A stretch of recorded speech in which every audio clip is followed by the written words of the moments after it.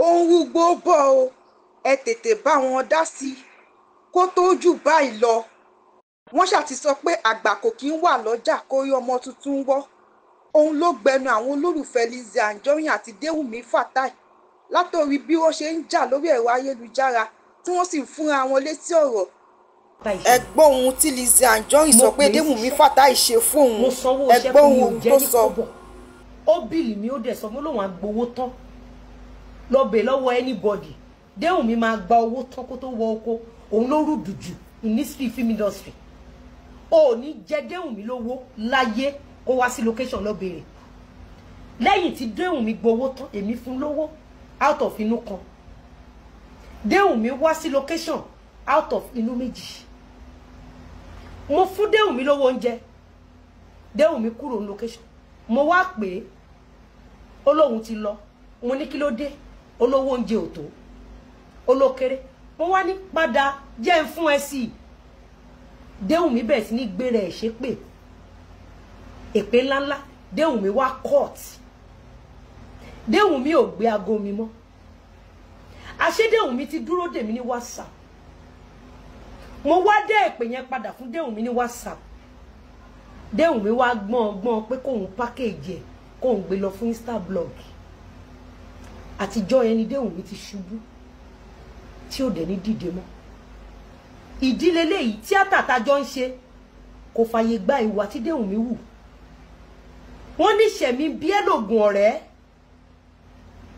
Tí n bá ṣaburú fún Déwùmí tí owó ò bá tó, ó yẹ kí Déwùmí mọ̀ pé ẹni yìí sì lè fún mi jù bẹ́ẹ̀ lọ́nu ayé. Ó yẹ kí Déwùmí ru ọlá. Àmọ́ nítorí pé Déwùmí òun ti lúgọ láti mú mi fún ọ̀tá tó rán níṣẹ́. Èmi pé Déwùmí kó wá jẹun kó wá ṣoríire. Ó gbọ́ mi Kausara láti ọjọ́ yẹn ni Déwùmí ti ṣubú.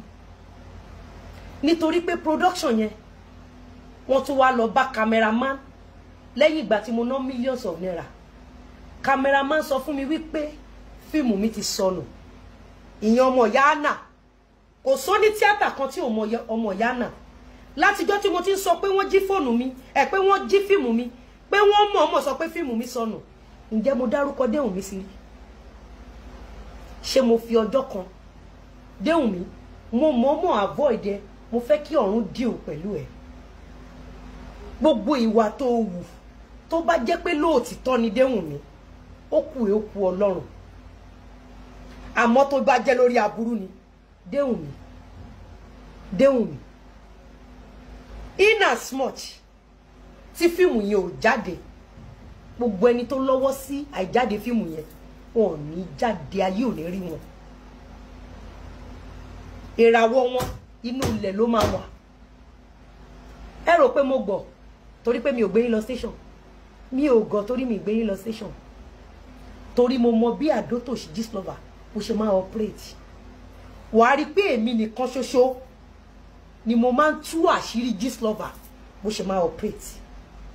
Torí tí n bá gbé yín lọ sí police station, ẹ ready àti drag orúkọ mi. Mo pa nǹkan mọ́ra tó pọ̀. Mo pa nǹkan tí ò yẹ kí èèyàn pa mọ́ra. Ẹ touch me emotionally, psychologically. Ẹ bá mi hùwà bí kó tán fún mi. Ṣùgbọ́n mo dúpẹ́ lọ́dọ̀ Ọlọ́run wípé mi ò kì í ṣọ̀lẹ. Tó bá jẹ́ pé ọ̀lẹ ni mí, ọ̀tá mi á ti di ohun ògbàgbé. Bọ́n torí pé mi ò kì í ṣọ̀lẹ, mo bẹ̀rẹ̀ sí ní ga nínú ayé. Ẹ gbọ́ ohun tí Déwùmí Fatai sọ.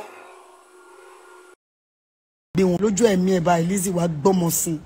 Gbogbo èpè tó bá wẹ̀ kò ṣẹ́wó bí ká ló mọ̀ mí ò ní ṣépè fún mi. Lórí burúkú ọmọ. Wèrè tó fẹ́ gun ọ̀rọ̀ oríyàwó fẹ́. Ṣọ́kọ nìyẹn. Ọmọ mi á mú nílẹ̀. Ọmọ mi á mú ẹ̀ wálé, á mú ọmọ ẹ̀ wálé. Má stop now. No, mi ò bu.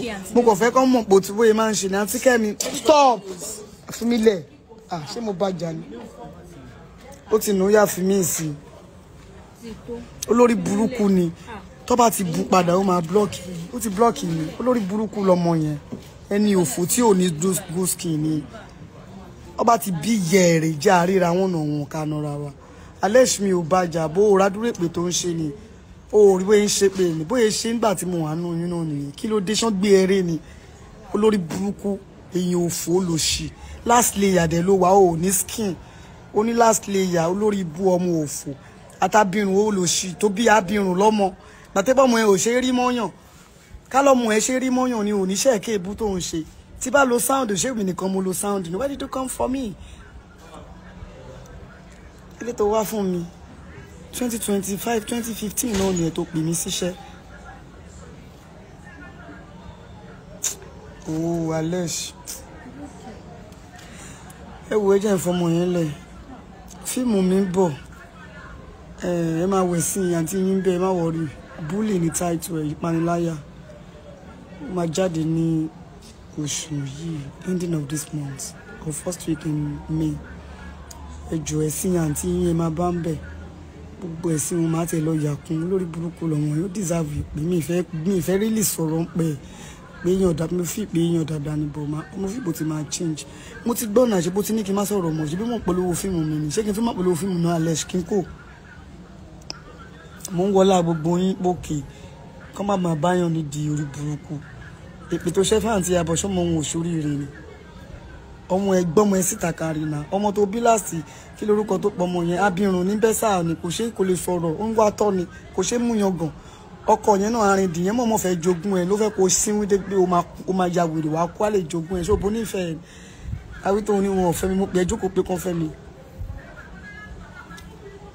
Her cause is nothing she always do that mo kàn fi pé okay mo fẹ́ sọ̀rọ̀ torí àwọn èèyàn torí gbogbo àwọn Alesh báyìí kò dẹ̀ ń ṣe bí olè ayé ẹ̀ fẹ́ bàjẹ́ ṣá gbogbo ìyàwó ó ti ṣá mi blocking kò like ọmọ àbú Florida ni ọmọ tí ó lè sọ̀rọ̀ ọmọ tó ń wa tọ́ lẹ́bù pé bíbí ìwé wa náà tó bá fẹ́ fún yẹn ló ń jẹ báyìí pa ló fi fún yẹn ló ń jẹ lọ́mọ tó ti bó gbogbo skin at bíi 20 àbí 25 ló ti bó skin tán ẹni tí ò ní good skin nítorí Alesh ṣó sí ibi iṣẹ́ ni torí interview nítorí owó tó ń rí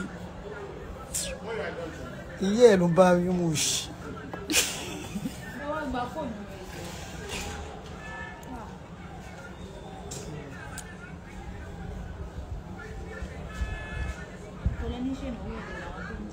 bẹ̀rẹ̀ sí ní bóni lẹ́ni pé lágbájá fún ọkọ èrè kò yẹ kó síbi life kò yẹ kó wà ní ìgbà kan kò yẹ kó ṣe kò yẹ kó mọ̀ tí bá ṣe fídíò nǹkan mo dárúkọ ẹ̀ síbẹ̀ wọ́n máa ṣe bí wèrè wọn nìkan lájá bùjẹ ṣọ́sọ́ fẹ́ báwa gan tó kú orogún ni.